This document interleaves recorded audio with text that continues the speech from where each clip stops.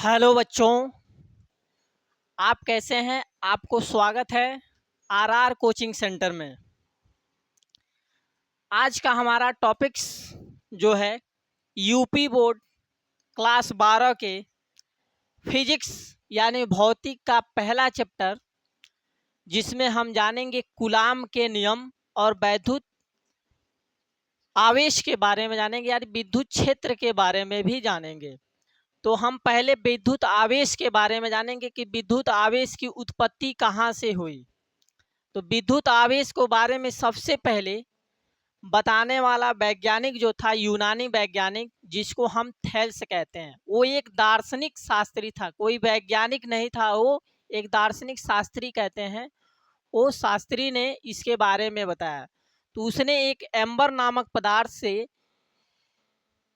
रेशम की कपड़ों में घर्षण कराया, तो उसमें एक गुण उत्पन्न हुआ जिसके कारण वह एम्बर नामक पदार्थ, जैसे ये एम्बर नामक पदार्थ है, इसको जब घर्षण कराया रेशम के कपड़े से, तो उसमें क्या हुआ, ये विद्युतमय हो गया। अब विद्युतमय होने से वो आवेशित हो गया, जो हल्की हल्की वस्तुओं को अपनी तरफ आकर्षित करने लगा, यानी कागज के छोटे छोटे टुकड़ों को अपनी तरफ आकर्षित करने लगा।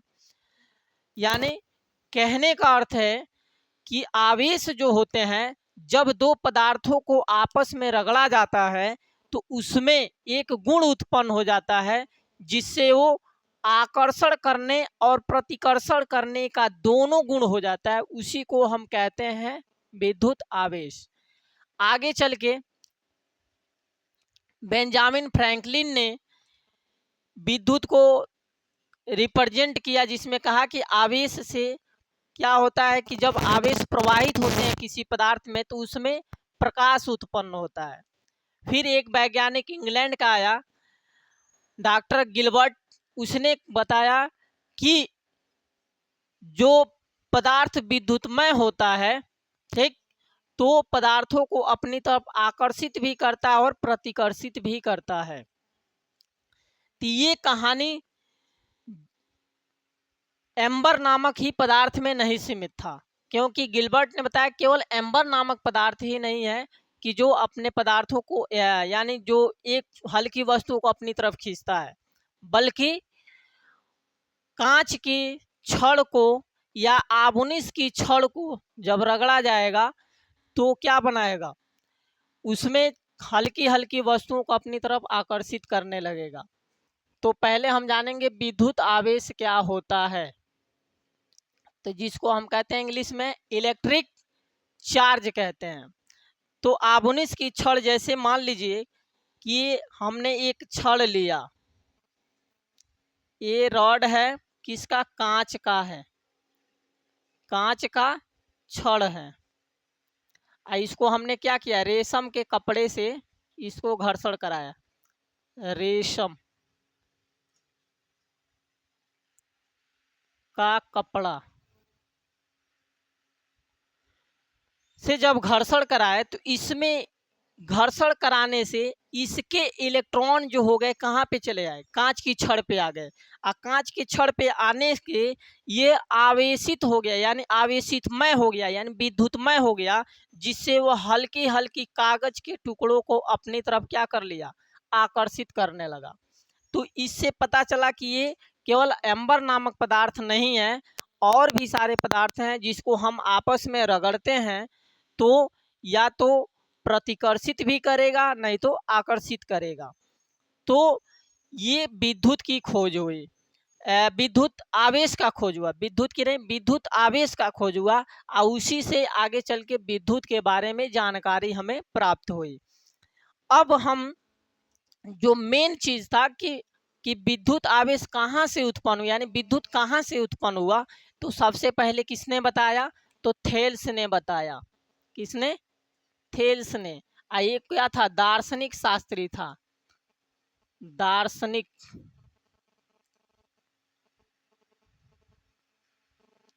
दार्शनिक शास्त्री था। ये दार्शनिक शास्त्री था, कोई साइंटिस्ट नहीं था। इसने केवल बताया कि एम्बर नामक पदार्थ ही है जिसमें आवेशितमय होने का गुण होता है। लेकिन doctor Gilbert doctor Gilbert, doctor Gilbert कहाँ जा रहा है जी? डॉक्टर गिलबर्ट ने कहा कि केवल एम्बर नामक पदार्थ नहीं, हम कांच की छड़ को भी, आबुनुस के छड़ को भी, अगर हम कांच की छड़ को रेशम के कपड़े से घर्षण कराएं या आबुनुस की छड़ को हम रेशम के बिल्ली की खाल से अगर घर्षण कराते हैं तो जो आबुनुस की छड़ है वो क्या हो जाता है? आवेशितमय हो जाता है। और जब रेशम से कांच की छड़ को कराया जाता है तो आवेशितमय हो जाता है। तो इससे हमें क्या हुआ? विद्युत आवेश के बारे में जानकारी मिले। तो विद्युत आवेश का हम परिभाषा जो है हम सिंपल जानेंगे कि कैसे होता है। तो विद्युत आवेश इलेक्ट्रिक चार्ज, जिसको इंग्लिश में कहते हैं इलेक्ट्रिक चार्ज, कि जब दो पदार्थ को आपस में रगड़ा जाता है तो वह हल्की वस्तुओं को अपनी तरफ आकर्षित करने लगते हैं, और यह गुण रगड़ने या घर्षण के कारण उत्पन्न होता है, जिसे विद्युत कहते हैं। जब कोई पदार्थ विद्युतमय हो जाता है उसे आवेशित आवेश कहेंगे, या विद्युतमय पदार्थ को हम आवेशित पदार्थ भी कहेंगे।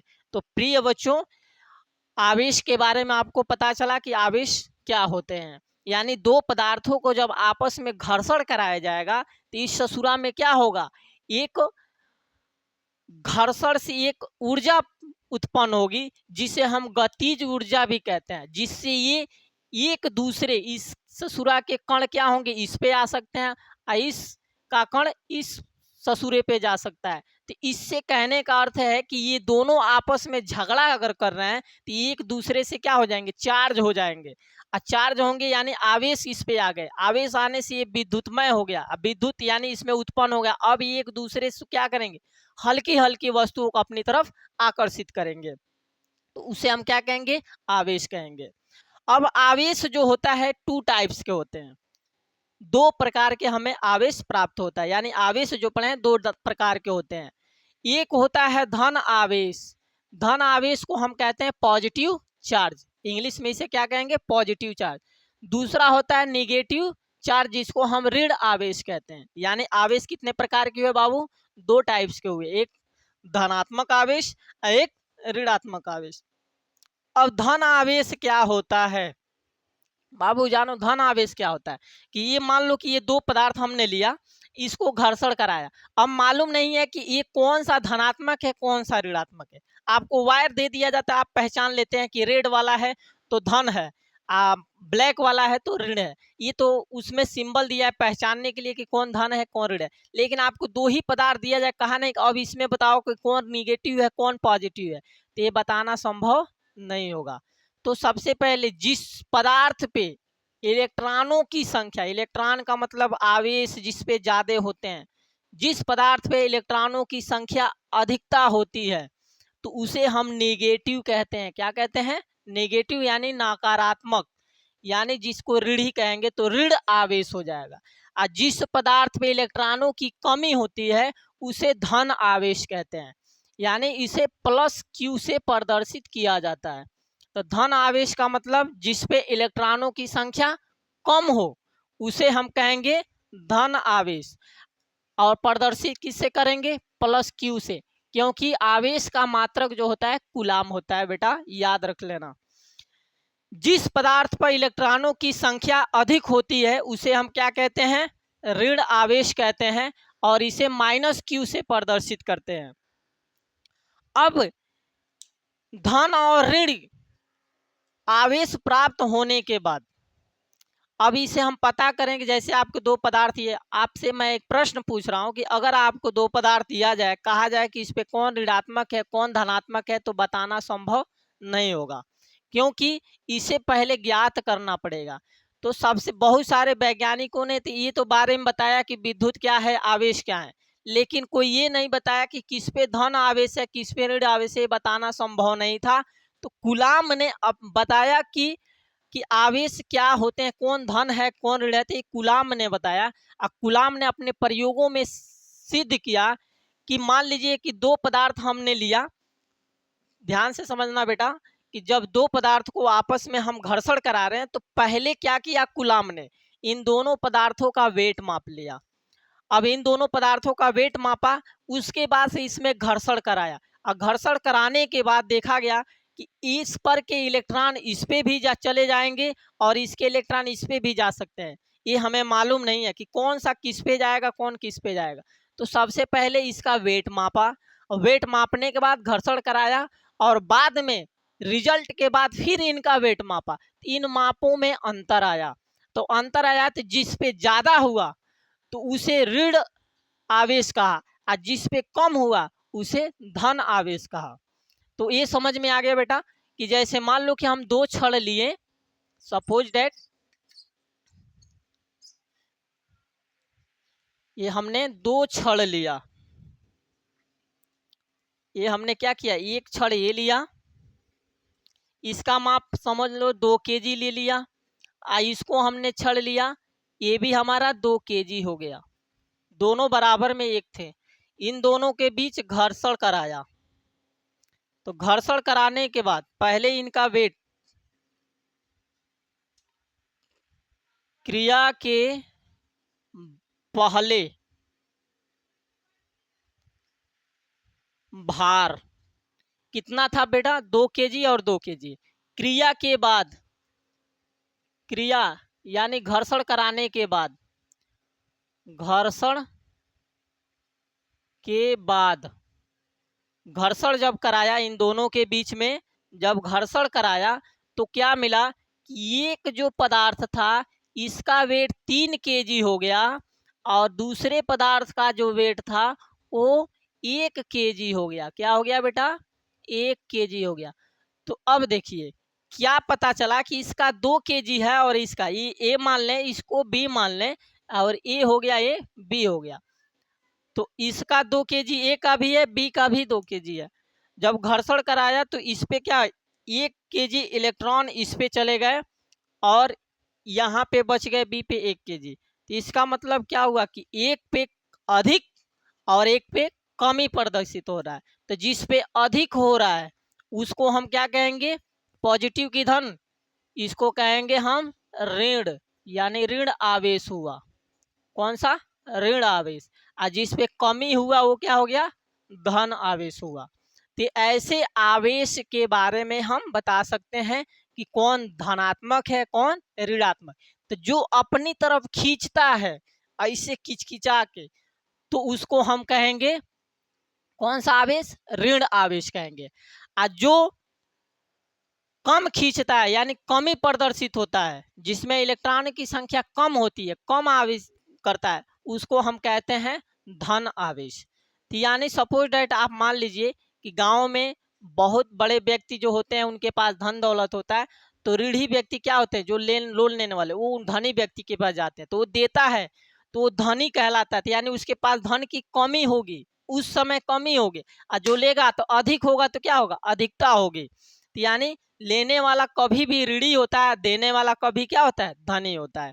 तो ऐसे हमें क्या प्राप्त हुआ, धन आवेश और ऋण आवेश के बारे में प्राप्ति हुई कि कौन सा धन है कौन सा ऋण है। तो ये किसने बताया बेटा, तो कूलाम ने बताया कि धन आवेश क्या होते हैं और ऋण आवेश क्या होते हैं। अब इनकी प्रकृति के आधार पे यानी धन धन एक दूसरे को क्या करेंगे, प्रतिकर्षित करते हैं। जब दो बराबर वस्तुएं होती हैं तो उनमें कोई भी रिजल्ट नहीं होता, एक दूसरे से दूर हटते हैं। ऋण ऋण हुआ तो वो भी एक दूसरे से दूर दूर हटेंगे। लेकिन यही विपरीत हो जाए, एक धन हो जाए एक ऋण, तो एक दूसरे को क्या करेंगे, आप छोड़ाते रहेंगे खिंचखिंचा कर, इसे एक दूसरे सट जाएंगे। तो वही चीजें हैं कि सजाती आवेश, जिसको हम कहते हैं समान प्रकार के आवेश। तो एक समान प्रकार के आवेश जो होते हैं एक दूसरे को प्रतिकर्षित करते हैं, तो उसे हम कहेंगे सजाती आवेश कहेंगे। विजातीय आवेश यानी विपरीत प्रकार के जो आवेश होते हैं, कि विपरीत प्रकार के आवेश एक दूसरे को क्या करेंगे, आकर्षित करेंगे, तो उसे कहेंगे हम विजातीय आवेश कहेंगे। तो आवेश कितने प्रकार के हुए, 2 प्रकार के, एक धन आवेश एक ऋण आवेश। आवेश के बारे में हमने पढ़ लिया कि आवेश क्या होता है, कि जब दो पदार्थों को आपस में रगड़ा जाता है तो उनमें एक गुण उत्पन्न होता है जिससे वो विद्युतमय हो जाता है, यानी विद्युत उत्पन्न हो जाता है। जो पदार्थ विद्युतमय होता है उसी को हम कहते हैं आवेशित पदार्थ, यानी उस पदार्थ ने आवेश ग्रहण कर लिया, यानी विद्युत को ग्रहण कर लिया। तो आवेश को सबसे उत्पत्ति कहाँ हुई? तो इलेक्ट्रोल से, यानी आपके एम्बर नामक पदार्थ से हुआ। बाद में चल के उसी इलेक्ट्रोल के नाम पे इसको इलेक्ट्रिसिटी पड़ गया, जिसे हम कहते हैं विद्युत कहते हैं। अब इसका स्क्रीनशॉट ले सकते हैं।